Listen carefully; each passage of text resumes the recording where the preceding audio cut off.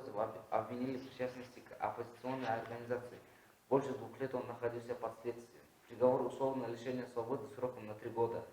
Ауэзова с его первым журналом «Абай» освобождение Мухтара Ауэзова преподавал, изучал наследие Абая. Результат трудов освобождения. Сборник стихотворений.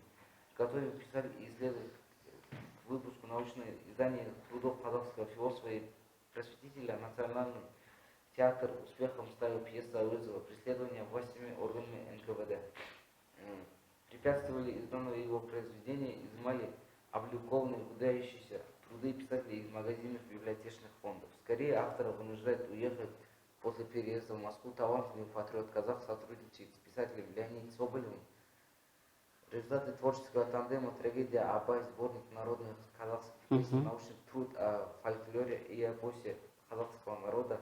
В 1941 году Ауэзов Мухтар возвращается в Казахстан спустя 5 лет, становится профессором, доктором филологических наук, академиком АН КЗССР. Однако новая волна преследований уже более военный период ставит под угрозу дальнейшую работу Ауэзова, и его снова обвиняют в национализме. Ему запрещают работать в казахских вузах, он во второй раз покидает родину и уезжает в Москву, где в 1954 году заканчивает 4-томное произведение «Путь Абая». Скорее Ауэзов возвращается на родину, где его восстанавливают во всех должностях, дважды избирает республиканский Верховный Совет. Он сотрудничает с писателями организации, становится делегатом поездок семьи детей. Слово Мухтара Ауэзова. Так, ребята, вы внимательно прослушали реферат Димаша. Как вы думаете, как он написал реферат? Вам было понятно? Очень хороший, содержательный реферат. Садись, спасибо. Так, ребята, сегодня, чтобы мы провели очень качественный урок, мы распределились на 3 группы, да? Вот, первая группа называется «Добро». Вторая группа называется «Надежда». И третья группа у нас называется «Вера». Почему мы взяли эти слова? Как вы думаете? Потому что тема нашего урока какая? О добре, о вере, о надежде. Потому что это все наши рассказы, все наши знакомства с писателями связаны с такими прекрасными, хорошими словами. Вера, добро, надежда. И вот еще раз я вам даю задание по карте. Пожалуйста, ответьте на вопросы по рассказу «Сирота». Вы познакомились на прошлом уроке с рассказом Мухтара Омархановича Ауэзова «Сирота». Пожалуйста, расскажите мне. Ответьте на эти вопросы. Так, кто ответит? Быстро отвечаем на вопросы. Эти задание было дано на дом. Пожалуйста, кто первый? Так. Что такое рассказ? Рассказ – это небольшое прозаическое произведение, Так. повествующее об одном или нескольких событиях из жизни героя. Хорошо. В рассказе действия кратковременные и малое количество действующих лиц. Угу. Очень хорошо. Так, второй вопрос. Кто виноват в смерти Касыма? В смерти Касыма виноват его опекун Иса. Иса. Так, третий вопрос. Чью смерть он пережил сильнее? Почему? Бабушкину смерть юноша пережил сильнее, потому что она могла его... Готовы, да? Хорошо. Группа «Надежда», пожалуйста, первый вопрос. Почему мальчик на ночь в ладье идет в незнакомые места, заставляет его гонить его судьба? Так, второй вопрос. Кто его гонит? Через какие испытания пришлось пройти герою? Герою пришлось пройти испытания смерть матери, родителей и смерть дорогую Касыму бабушку. Хорошо. Третья группа. Как вы охарактеризовали бы героев рассказа Иса и Катиша? Люди, которые наживаются на чужом горе. Так. Дальше. Как изменился герой? Почему он замкнул свои обиды живут?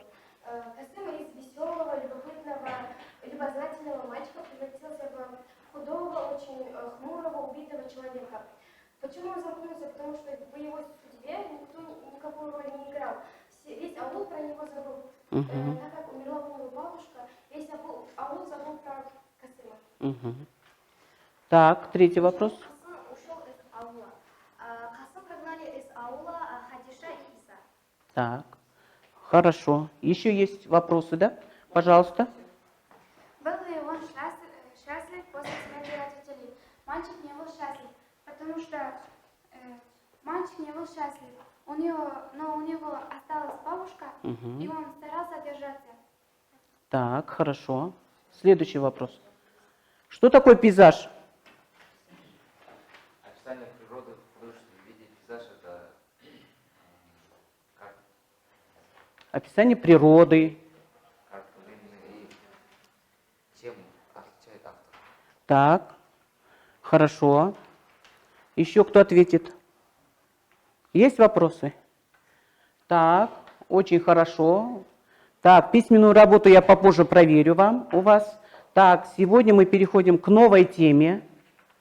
Тема называется наша Габит Мусрепов. Габит Махмутович Мусрепов. Так, слушаем внимательно.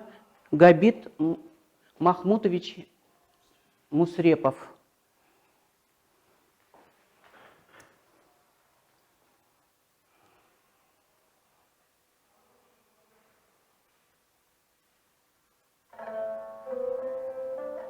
Внимательно слушаем, ребята.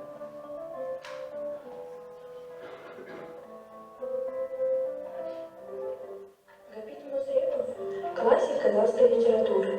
Он был плодовитым как в творчестве, так и в личной жизни. Сочетал влюбчивость с ревностью друзьям юности, а пижонство с гражданским мужеством. Писатель появился на свет в марте 1902 года в Петропавловском уезде Акмолинской области Российской империи. При рождении мальчика, предками которого были как туркмены, так и потомки Чингисхана, назвали Габде аль-Габит, что в переводе означает «раб Божий». У Габита было 5 братьев и 1 сестра. В 1927 году в месте рождения литератора основали село Жанажор. Еще в детстве Мусрепов полюбил казахские сказки и песни. 14-летнего Габита, уже овладевшего грамотой, родственники забрали в Убаганский район и определили в русское 2-е классное училище. После окончания 1-го класса, при содействии учителя Бекета Удитлиулова, его перевели в русскую школу 2-й ступени в селе Пресногорьковка, которую Габит окончил в 1921 году. С 1923 года по 1926 год Габит учился на рабфаке Оренбургского университета. Квартиру в Оренбурге Мусрепов снимал вместе с друзьями Сабитом Мукановым и Сагином Сейфуллиным. Зачастую вся компания жила на гонорары уже публиковавшегося Сагина. По примеру друга, Габит, запоем читавший произведения Николая Гоголя, Антона Чехова и Максима Горького, решил связать биографию с писательством. В юности Мусрепов успел также год отучиться в Омском сельскохозяйственном институте, 2 года преподавал в Барабарском техникуме лесного хозяйства и проработал военкомом Таузарской области. С 1928 года началась журналистская карьера Габита, постепенно перетекшая в литераторскую деятельность. Библиография Мусрепова обширная, включает не только романы, пьесы, повести и рассказы, но и сценарии фильмов, либретто, опер, мемуары, очерки и даже составленные автором буквари.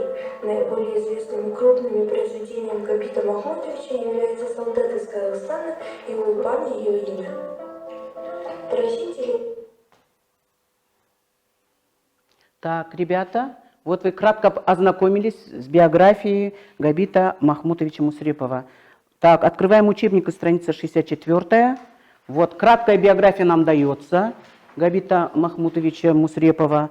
Вы с ним хорошенечко познакомитесь дома, и на следующий урок будете тоже писать рефераты и краткое содержание его биографии, его жизнедеятельности, какие рассказы, какие повести он писал. И самое главное, его повесть называется «Улпан. Ее имя». Вы знаете, да? Қазақша өттік қоя, қазақ тілі әдебиетінде «Улпан» деген кітабы, мінекей біздің мектепте осы кітапханада бар, қазақ тілінде оқысаңдар болады. Габит Махмутович Мусреповтың «Улпан» деген повесті.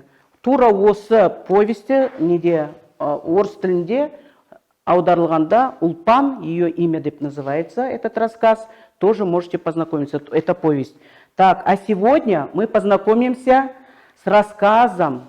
Он посвятил около 10 рассказов о матери. Так, ребята, сегодня мы познакомимся с рассказом Аклима. Я подготовила специально подборку видео на тему «Война», чтобы вам ближе было и понятнее было, какие чувства были у людей, которые воевали за свою родину, которые освобождали свою родину во время Великой Отечественной войны. В нынешнее время, ребята, эта тема очень актуальна. А почему она актуальна, как вы думаете? Сейчас какая война идет в мире? Руки, пожалуйста. Россия воюет с Украиной за свои земли, да? Вот точно так же во время Великой Отечественной войны молодые парни лет 18-20 уходили в армию, уходили на фронт, чтобы защитить свою родину от фашизма. 41-45 годы 20 века, знаете, да, из истории? И вот этот рассказ Аклима тоже связан именно с войной, Великой Отечественной войной, когда молодые казахи-парни уезжали на фронт защищать свою родину. Этот рассказ нас очень многому учит. Прежде всего, как надо любить свою родину, как надо быть патриотом своей родины, чтобы уйти 18 лет и стать на защиту своей родины.